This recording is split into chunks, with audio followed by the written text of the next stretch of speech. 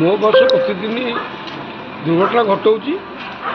ଯେଉଁମାନେ ତାଲିମ ପ୍ରାପ୍ତ ଡ୍ରାଇଭର ମାନଙ୍କୁ ନିଯୁକ୍ତି ନ ଦିଆଇ ଯେଉଁମାନେ ଅଟୋ ଚାଳକ ଯେଉଁମାନଙ୍କର କିଏ ଯୋଗାଯୋଗ ସମ୍ପର୍କୀୟ ଲୋକ ଅଛନ୍ତି ସେମାନଙ୍କୁ ଯେଉଁ ଡ୍ରାଇଭିଂ କରିବା ପାଇଁ କୁହାଯାଉଛି ସେମାନେ ବହୁତ ଦୁର୍ଘଟଣା ଘଟାଉଛନ୍ତି।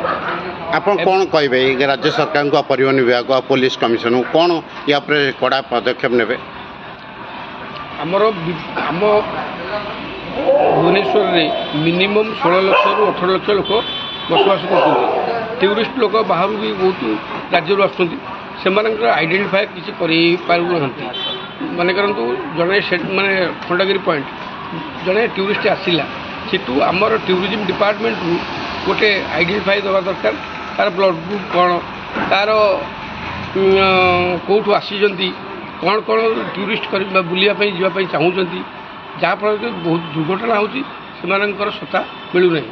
ଯେତେ ଟୁରିଜିମ୍ ମାନେ ବାବୁମାନେ ଆସିବେ ଆମ ରାଜ୍ୟ ପାଇଁ ସେଇଟା ଫଳପ୍ରଦ ହେବ ବା ଇନକମ୍ ସୋର୍ସ ଆମର ଓଡ଼ିଶା ରାଜ୍ୟର ବଢ଼ିବ। କିନ୍ତୁ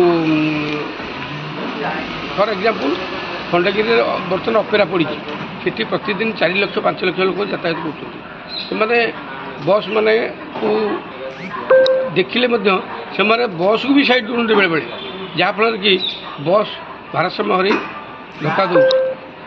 କାଲି ସକାଳେ ଗୋଟେ ଛୋଟ ଛୁଆର ଜୀବନ ଯାଇଛି।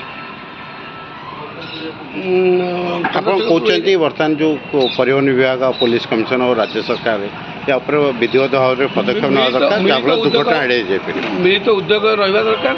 ମିଶି ଯେଉଁମାନେ କୁହୁଡ଼ିରେ ମାନେ କୁହନ୍ତୁ ସକାଳୁ ସକାଳୁ ଭୋରୁ ଆସୁଛନ୍ତି, କୁହୁଡ଼ି ହେଉଛି, ସେମାନେ ଆଇଡେଣ୍ଟି କରିଦେଉଛନ୍ତି। ଆମର ପରିବହନ ବିଭାଗ ଏବଂ ପୁଲିସ ବିଭାଗ ଯେଉଁମାନେ ଡ୍ରାଇଭିଂ କରୁଛନ୍ତି, ସେମାନେ ଦୂର ଦୂରାନ୍ତୁ ଆସୁଛନ୍ତି, ତାଙ୍କୁ କିଛି କିଛି ବାଟରେ ତାଙ୍କୁ ବୁଝାସୁଝା କରି ତାଙ୍କୁ ସାନ୍ତ୍ୱନା ଦେଇ ଏବଂ ଧୀରେ ଗାଡ଼ି ଚଲାଇବା ପାଇଁ ପରାମର୍ଶ ଦିଅନ୍ତୁ।